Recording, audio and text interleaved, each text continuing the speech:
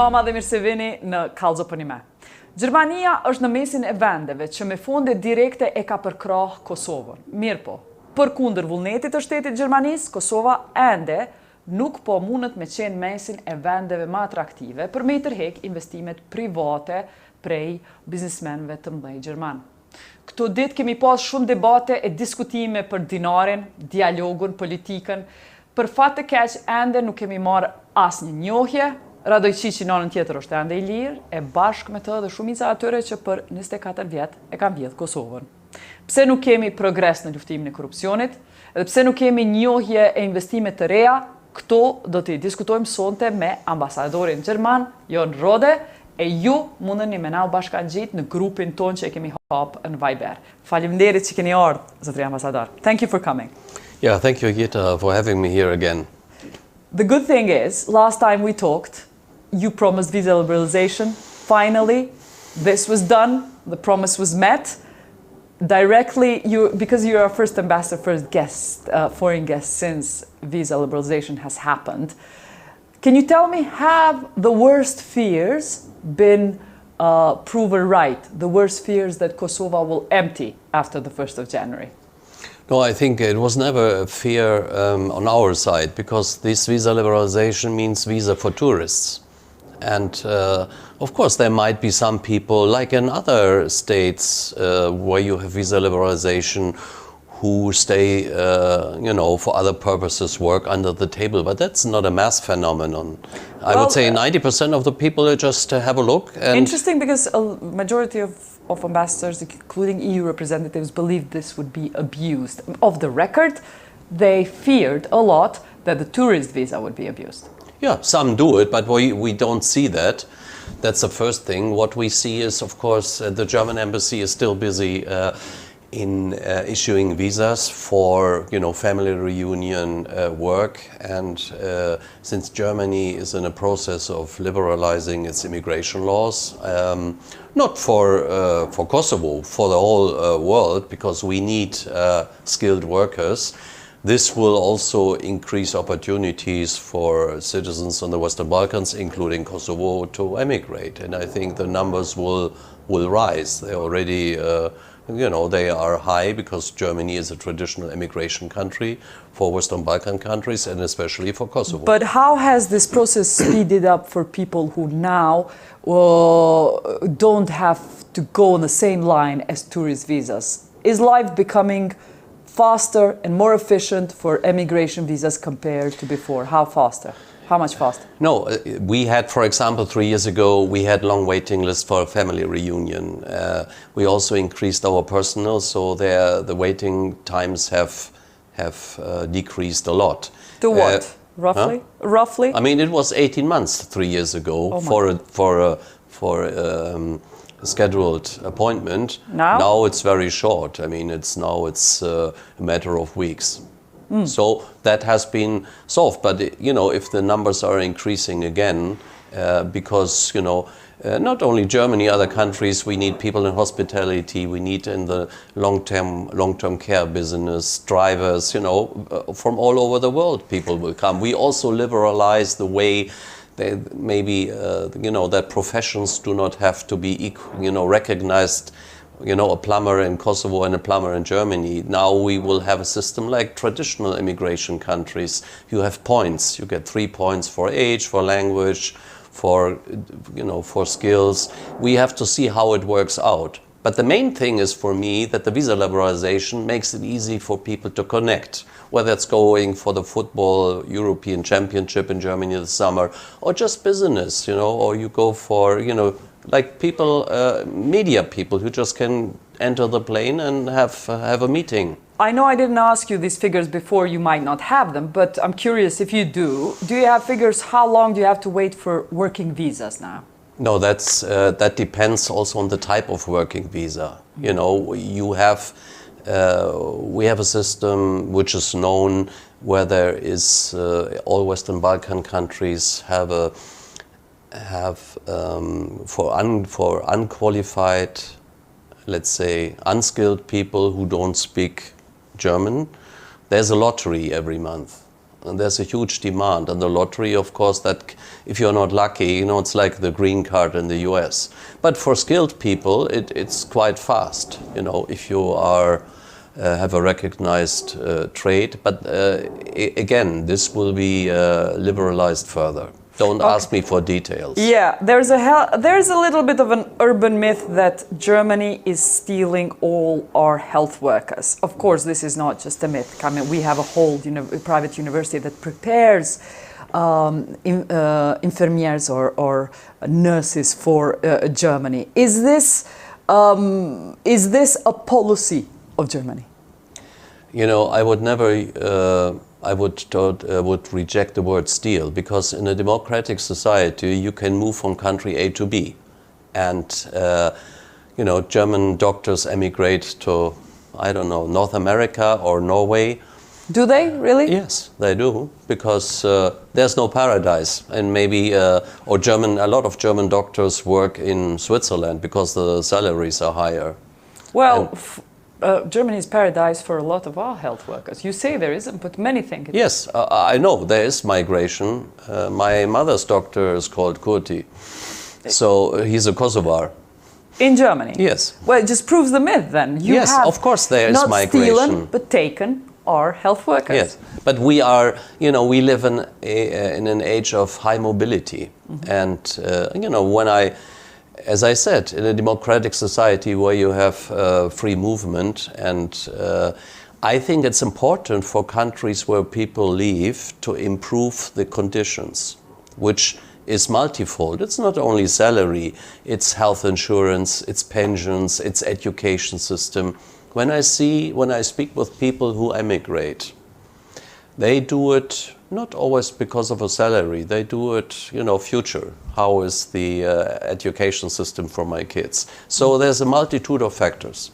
Now let's go to politics after visa liberalization topic. There was a report that our Minister of Foreign Affairs has asked for your removal. Is there any truth in that?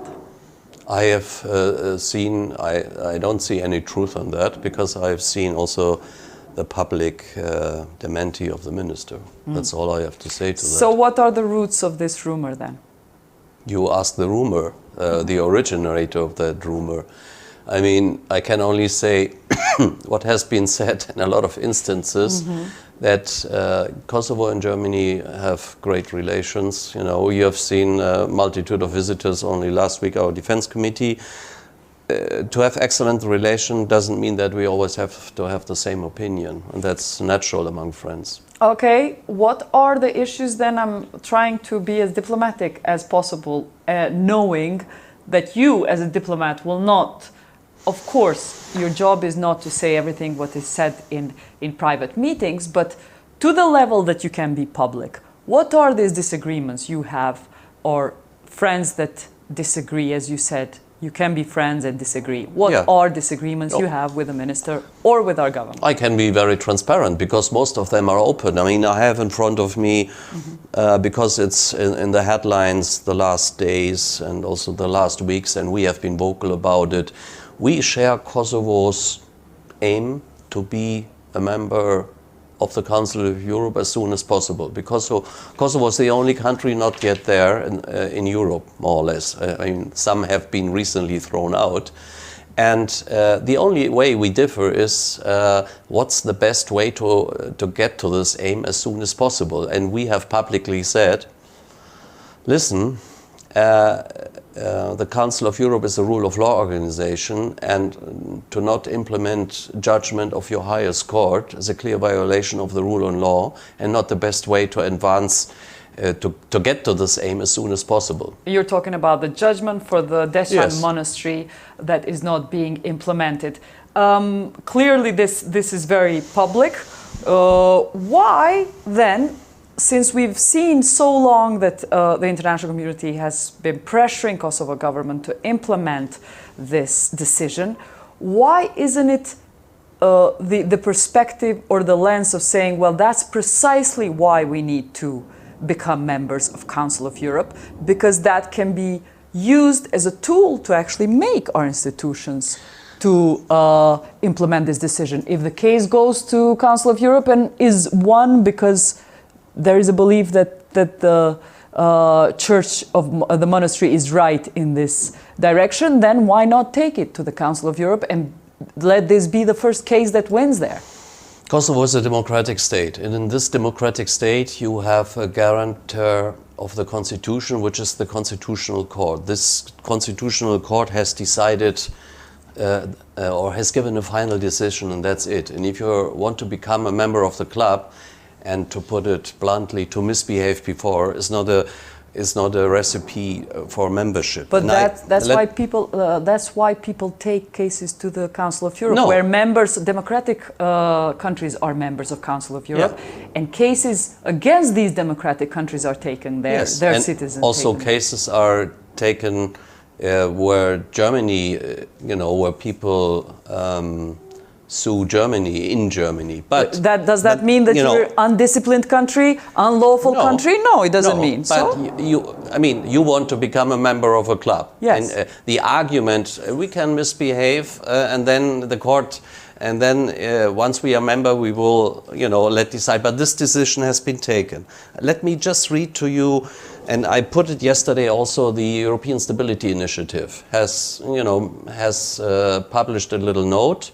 And at the end of the note, it says, to join the Council of Europe, members need to make a commitment. And Article 3 of the statute means every member of the Council of Europe must accept the principles of the rule of law, and so on and so on.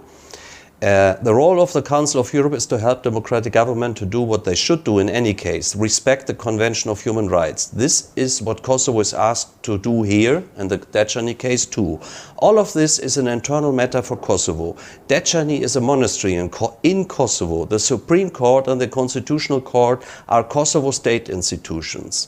Implementing their judgment is a matter of principle for anyone who respects the Kosovo constitution. This is not a concession or something to bargain over. It should be backed by a broad consensus in Kosovo, as it is most of all in the interest of all citizens of Kosovo. And in their interest, the time has come for a win-win for Pristina, Dečani and Strasbourg. That says it all.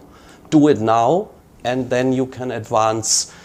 You can get the critical mass of votes to advance to membership. What are these critical mass of votes that are dependent on this implementation of this decision?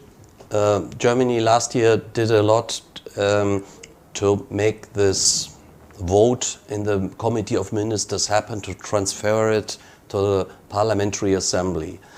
And so that was a 2/3 vote of the member countries. This vote was achieved by a majority, I think 35 out of 47 votes. So we received the 2/3. Now the Parliamentary Assembly needs to debate it.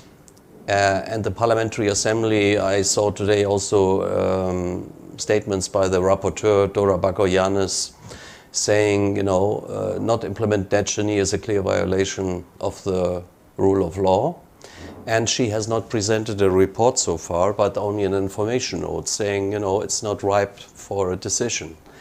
And the consultative assembly, as the name says, has a consultative meaning, and the decision will be taken by the Council of Ministers.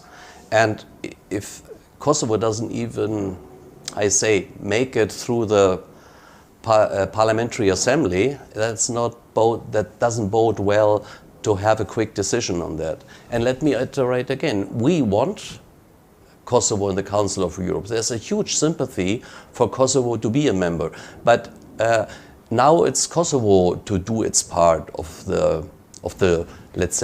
road to the Council of Europe membership. And Dečani is a case. I don't want to repeat all the calls of international organizations or of governments, Is it a clear condition?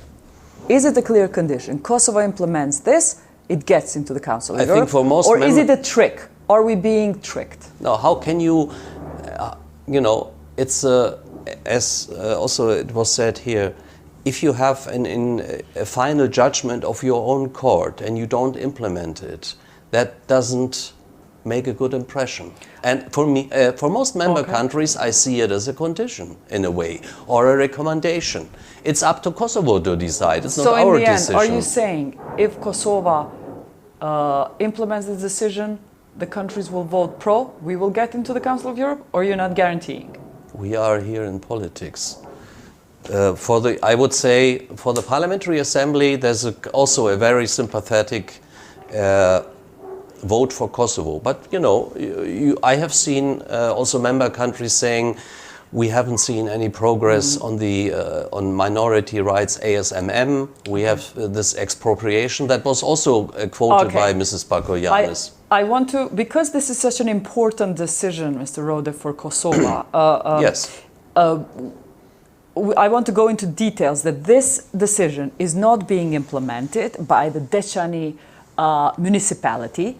The situation, as I understand, maybe you know more, but let me just share what I know, is that the Dečan municipality doesn't want to put it in the cadastre that this land belongs to the monastery. Before asking you to come here for an interview, I talked to the mayor of Dečan just once again to confirm if this is true, and he said there's no way I'm ever going to allow an unjust decision that was taken during Milosevic's discriminative times when this issue was initially raised, that the land from the local people that they believe belonged to them was taken out of them, and then it ended up in the hands of monastery. They consider it a historically unjust decision.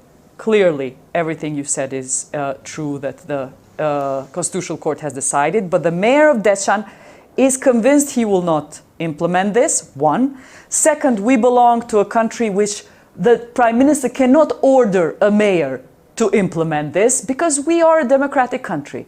Our Prime Minister is not like Vučić and Rama that with a click of a finger can call mayors and make them do things. He only has 2 to 3 municipalities in the entire Kosovo.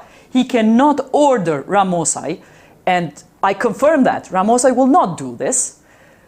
Do you understand that you read the ESI point, but and they said there should be a consensus in Kosovo society that this should be implemented? There is no consensus in Kosovo society. There is no belief that this is something that is just for the monastery.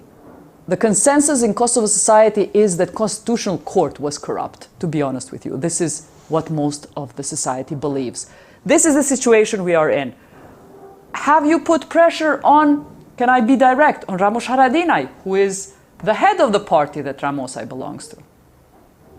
I mean, I can only, I won't go into, let's say, whether a mayor has the right or not the right.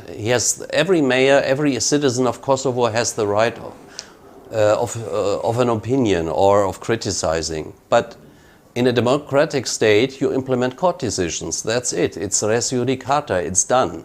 And what politicians say or not say doesn't matter. If a court decision is not implemented, it undermines the authority of the same court. You can have, you know, all the opinions you want, whether a court was wrong or corrupt, or whether it was the law of this and that. You know, I had also discussions in Germany. The Constitutional Court in '94 ruled that all Stalin's expropriation can't be touched between 45 and 49. There were millions of hectares in East Germany, millions, not 24 hectares. And a lot of people didn't like the court ruling. But it was upheld and implemented. But end of story. You understand? You're talking about 1945. Today, if a normal German citizen gets a decision from your Constitutional Court that the citizen believes is not right, that is res juridica, where does he go? Where does he take the case further? A citizen of Germany. No, first, the same argument was made. This was a communist regime which expropriated, and now we are in a democratic, and it was illegally expropriated. The arguments are similar. When was that? 1945? 40? After unification, after East Germany merged. 1949, right? So, no, the expropriations in East Germany were done by Stalin 45 to after the war until 49. Okay. And after unification, people said, "I want my land back," because it was illegally expropriated. Yeah. And the German court ruled, the constitutional court, no. What the communist dictator Stalin did in East Germany in these years will be upheld. And a lot of people said that's a wrong decision. But did they take it to the Council of Europe? Did they take these decisions to Council of Europe? They tried, but they tried, right? They tried. But what did Council of Europe decide? Said you can only go to the Council or the European Court of Human Rights will only accept cases if he finds fault in the national judgment. Why don't you make it possible for Dečani Monastery to send this to Council of Europe or to Human Rights Court? Going in circles. We are talking about a country who wants to become a member. And in order to become a member, you should show that you don't undermine the authority of your own courts. That's a simple thing, and that it stays here. And you know, when last year the legal rapporteur of the Council of Europe was here, he was a former president of the Venice Commission. You have the same sentences in there. Thank you for explaining and doing this analogy with Stalin's expropriation. I think it's a very interesting analogy.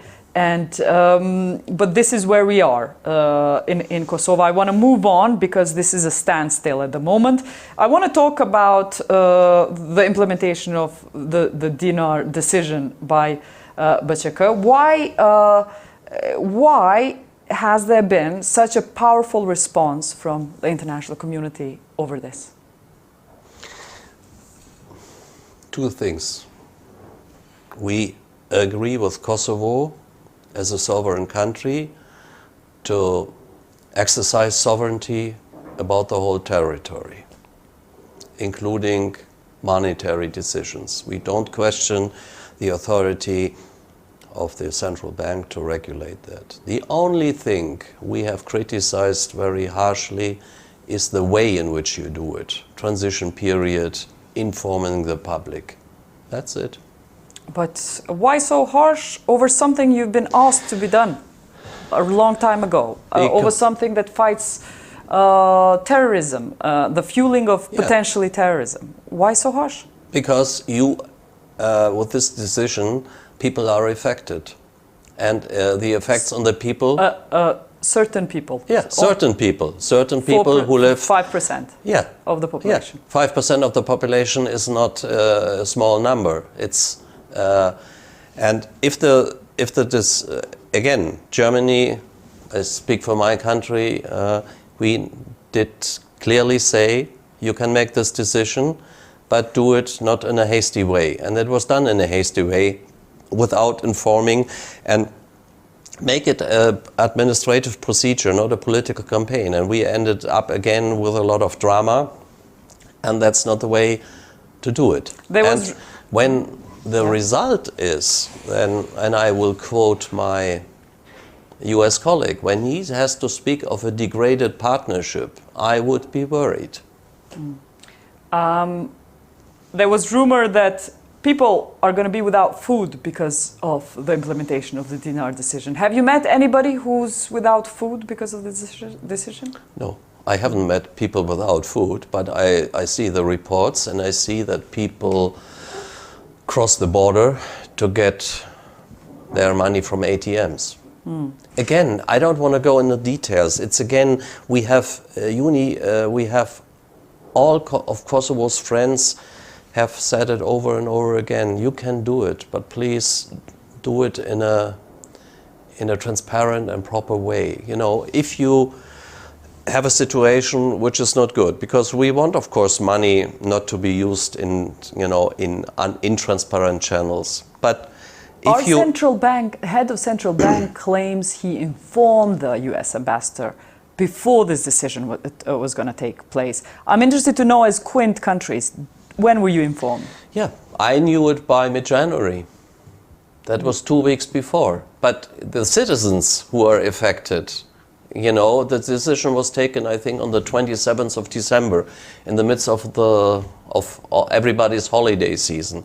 So if you have such a wide-ranging decision, you know, there are so many parameters to be, you know, banks close, new banks are not licensed. Is the other side willing to cooperate? Of course, there's a lack of cooperation on the Serbian side, but is there a clear communication to those affected that you can, you know, do it this and that way? No, it was just 1st of February, no more this and that. Why do we criticize it? Because we don't see it, it was done in a proper way. And now we have, again, crisis meetings after crisis meetings. The EU Special Representative was here last week. Instead of talking about a long-term, you know, how to implement the Brussels and Ohrid agreements, we talk about, again, flashpoints and flashpoints. And that's, I found very unfortunate. Is the dinar implementation a flashpoint, or are you over-dramatizing it? Why is it a flashpoint? I'm not over-dramatizing it. How do hospitals get paid at the moment? Or kindergartens in the north? Or in the south of the Eber? I don't know. And I mean, you had protests, all of them peaceful so far, but I don't want to go into, you know, end up in a situation. Are they paid with Kosovo money? The North Hospital, the kindergartens? I don't know. I mean, so most of the institutions have received funds from Belgrade. And of course, there are, I've seen statements, there are pensions paid by Kosovo to Kosovo Serbs, and also they receive money from Belgrade. Hospitals maybe not, but certainly municipalities are obliged to give salaries to schools and to kindergartens. Yeah, but we know there's a difference in salaries, which is paid. You mean that the difference is that they had double salaries compared to all Albanian equivalent teachers. Yeah. They had 2 salaries. Serbs had 2 salaries. So no, but also more. It was clearly more paid. Anyways, I just want a smooth process, and we don't have a smooth transition. Otherwise, do you think I want to deal with hospital payments and municipalities like I don't want to deal with car plates? It's again a process which was not introduced in a way we think it should have been introduced. Okay, Ambassador, I appreciate what you said, that this is a populist political move.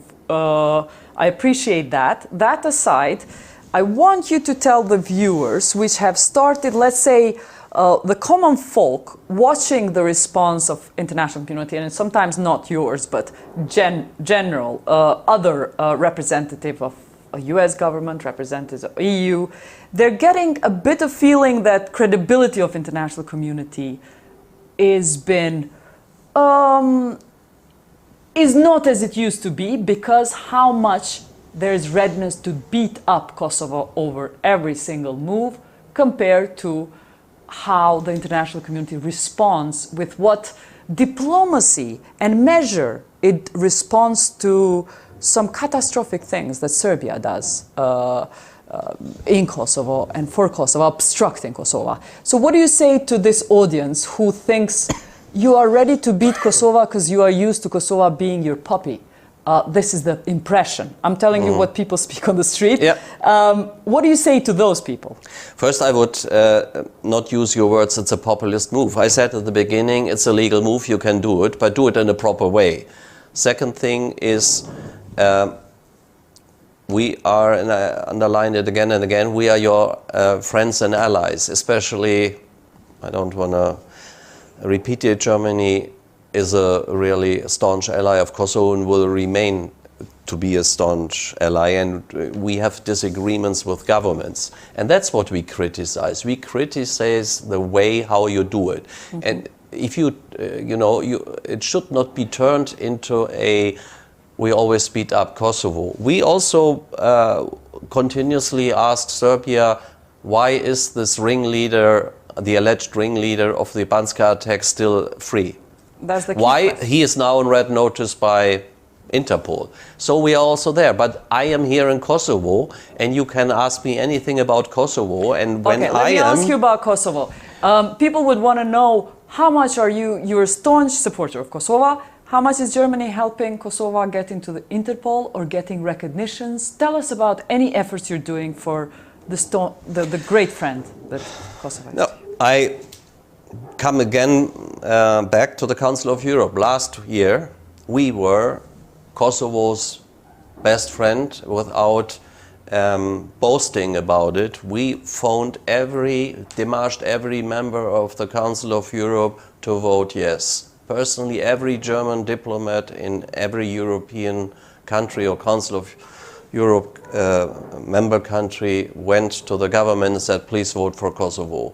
My minister personally, during the ministerial committee, went to the chairmanship and convinced them to put it on the agenda. Because the Council of Europe has a tradition of consensus. And this is just an example. We always support Kosovo to extend its sovereignty, also to extend its membership in international organizations. But Kosovo, the governments have to understand, you have also to do your part of the lifting. You have to create an atmosphere where its best friends feel emboldened to go the extra mile. And it is not helpful, Council of Europe, Dečani case, or on the ASMM, where the government decides not to follow our advice. Our advice is not, always Nobel Peace Prize,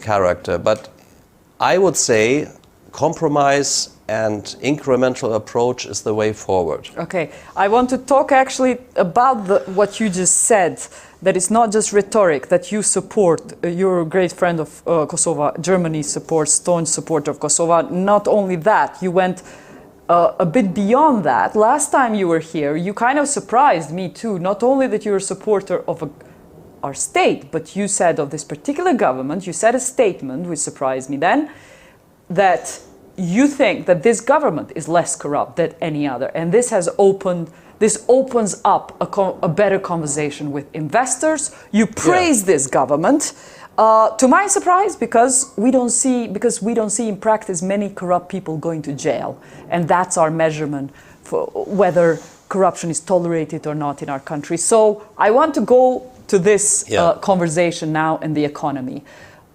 I want to be direct. Since you last spoke to me about the fact that there is a better perspective for German investment in Kosovo, have there been significant new German investment here?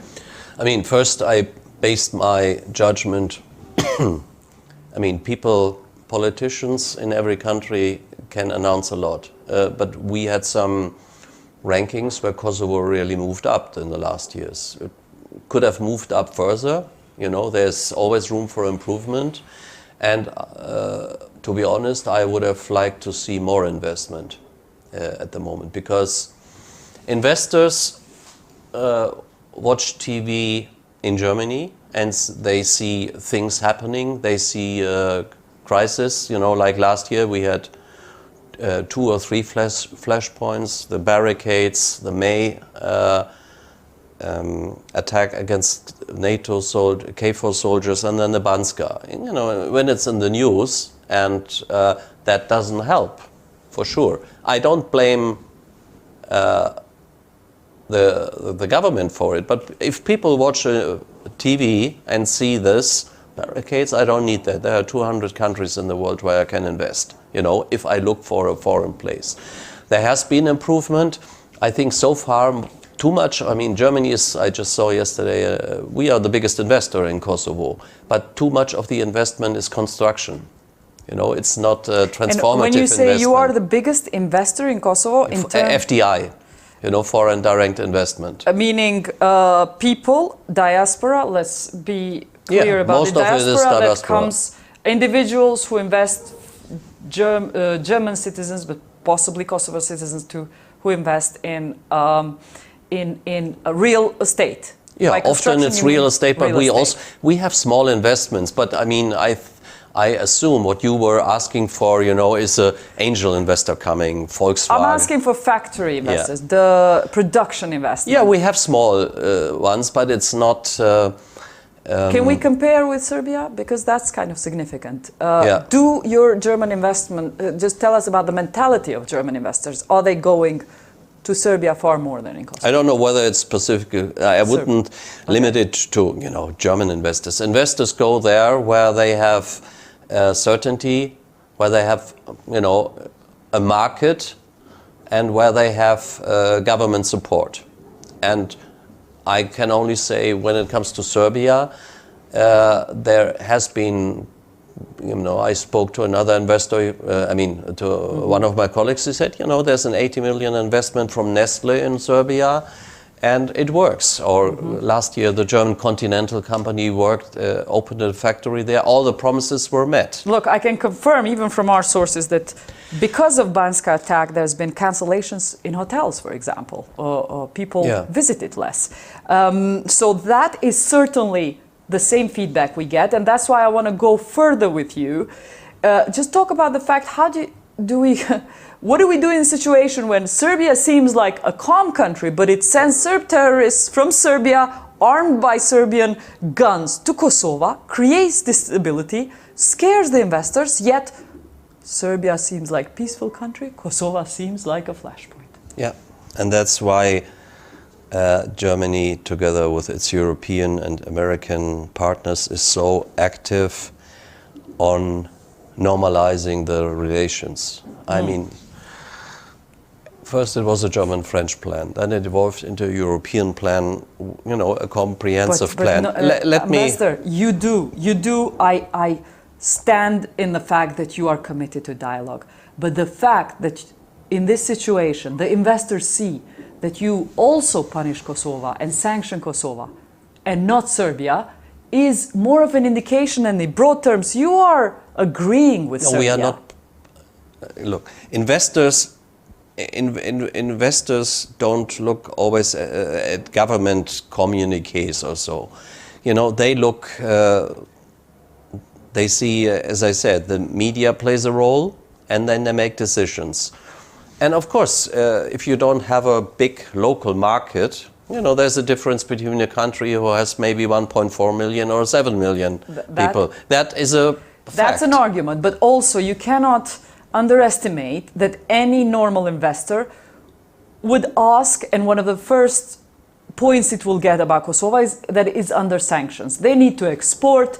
They need. They will know that EU, for example, EU has stopped development projects in Kosovo. IPA funds have been stopped. They don't invest. EU has decided not to invest their own money. Why would an investor want to invest their own money? I would turn the question around. Okay. Why is the government of Kosovo not doing enough, as requested by the EU, to lift the sanctions? You know, and that is a question we continuously ask, because Kosovo has attractive investor, let's say, framework. You have a very low tax rate, you know, and you have the euro as currency, but it needs more to increase confidence of investors. I mean, you should invite investors why they don't, you know, invest. I'm 100% sure it's not. But I want to ask you, how is it possible? You say you're asking Serbia to deal with Milan Radojcic, who's a blacklisted criminal at the very least, terrorist for us at the very most. You are not sanctioned, and you're not telling Serbia, until you arrest this horrible man, you will have sanctions, but you keep sanctions against Kosovo.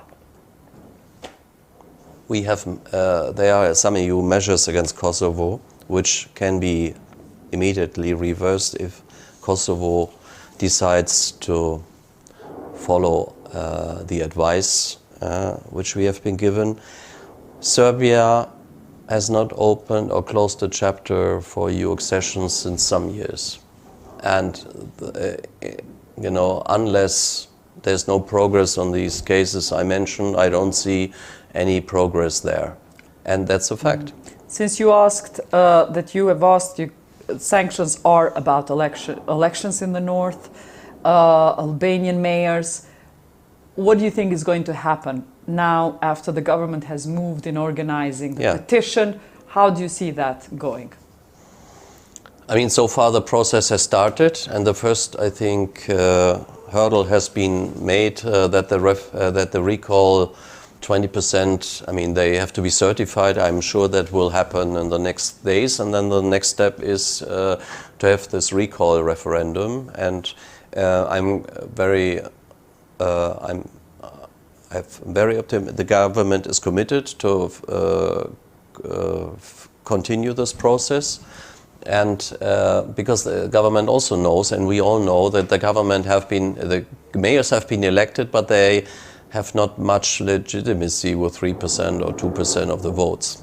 So I think all sides are interested in getting back the return of the Kosovo Serbs into the institutions, and to have legitimized mayors.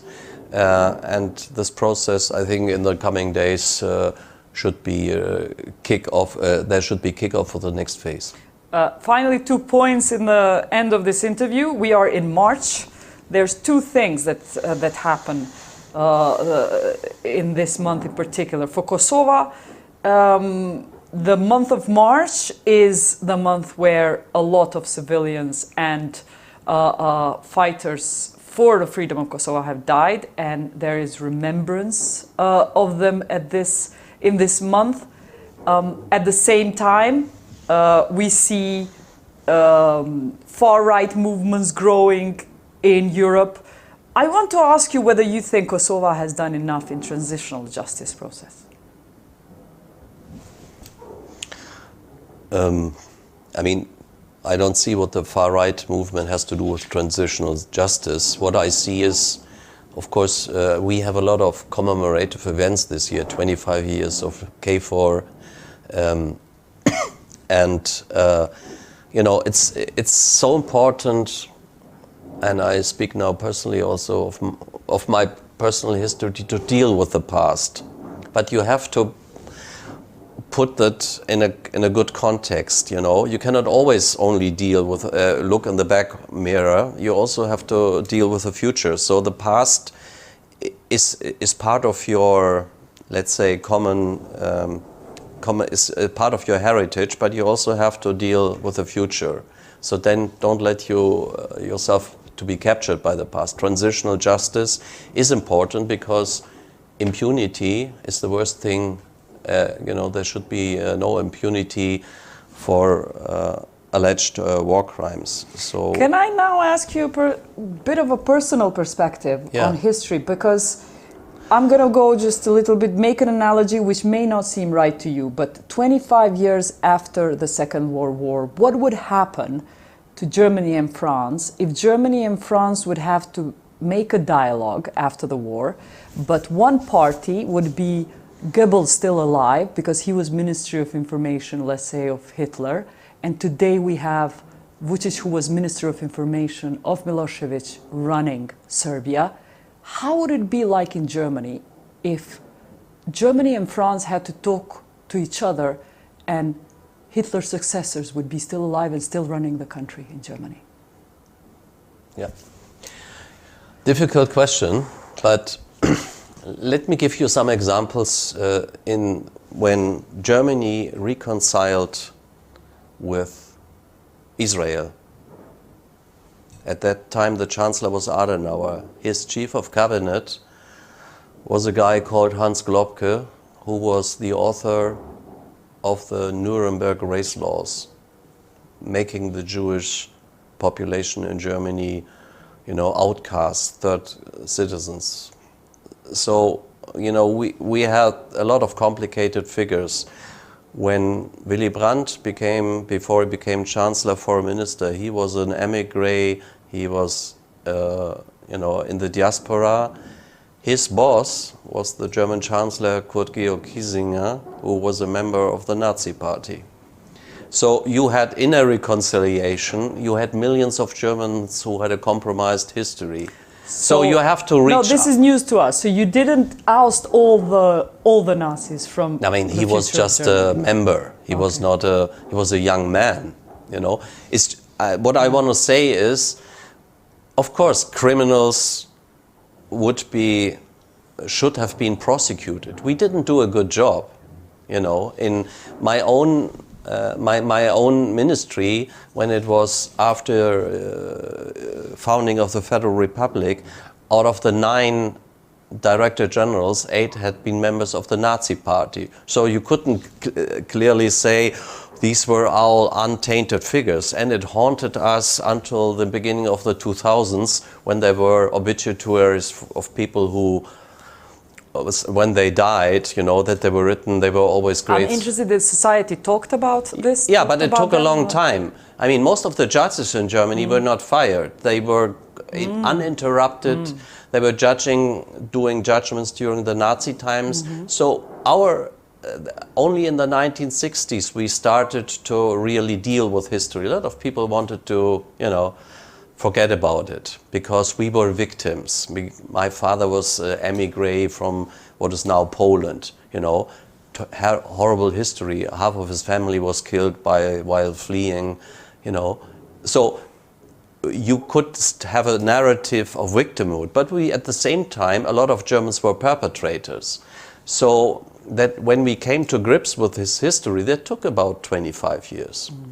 And I must say, your country is host to one of the best Jewish museums, and you curate them in such a respectful manner. And you're an example of that. But also, I want to talk about, I said in May, 2 things happened. For us, we commemorate a lot of fallen people during the war. For you, it's Germany's 75th year anniversary on 23rd of May of federalism in Germany. What does this mean? Why is this important?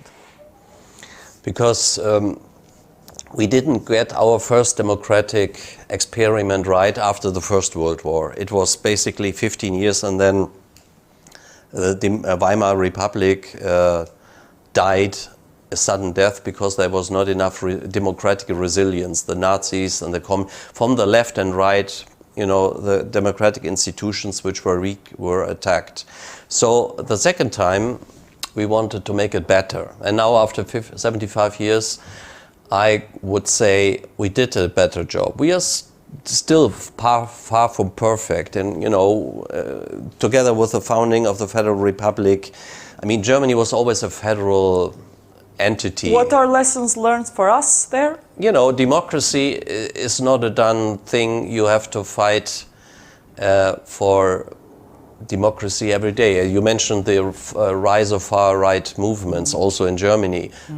Some of these people openly question the basic concept of democracy. You know, we need, you know, they talk about remigration of foreigners. So all the founding principles, everybody is equal, are being questioned. And that we cannot we cannot allow. So democracy has to be robust. So we have, in '49, we started, you know, civic education in schools. You can get free